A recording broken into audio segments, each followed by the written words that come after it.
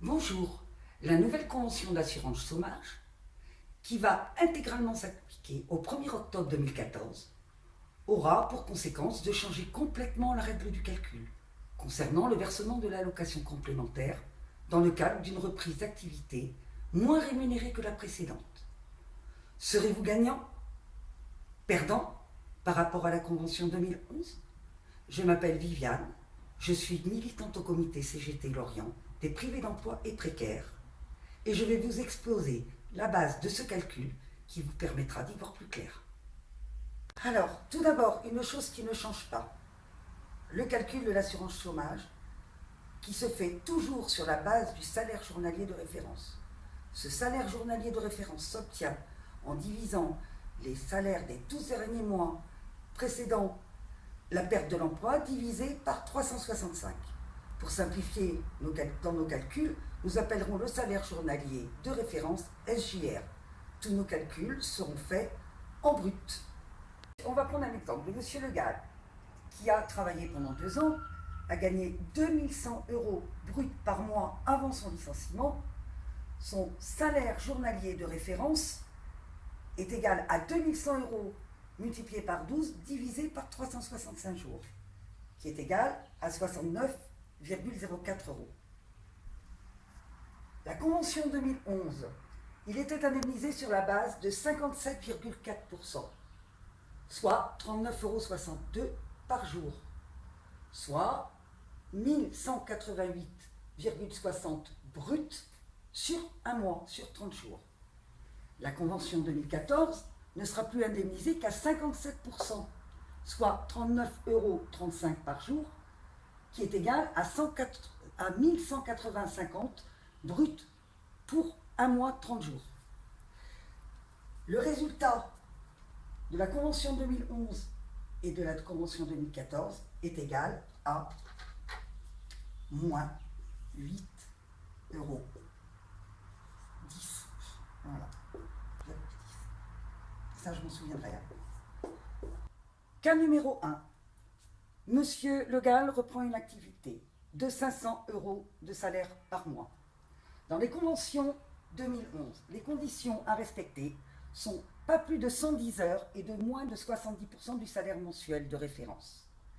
Donc, qui nous fait un calcul de 500 € de salaire divisé par le salaire journalier de référence qui est de 69,04 € que nous retrouvons ici, qui nous donne un résultat de 7,24 arrondi à l'entier inférieur, ce qui nous fait 7. Le complément sera donc de 1188,60 qui est ici, moins 7 multiplié par 32,62 qui nous fait un total de 911,26 € brut. En 2014, plus de seuil. On sera basé sur 1180,50 € moins 0,7 multiplié par 500 qui est le salaire, qui nous fera un total de 830,50 €. La différence entre 2011 et 2014 nous donne moins 80,76 €. Super. Cas numéro 2. Reprise de l'activité de Monsieur Le Gall, avec un salaire cette fois-ci de 1400 € brut par mois, avec les conventions 2011. 1400 € de salaire divisé par le salaire journalier de référence qui est de 69,04 nous donne un total de 20,28, arrondi à l'entier inférieur qui est de 20. L'indemnisation sera donc de 1188,60 € moins 20, qui est là, multiplié par 39,62, qui nous donnera un résultat de 396,20 €.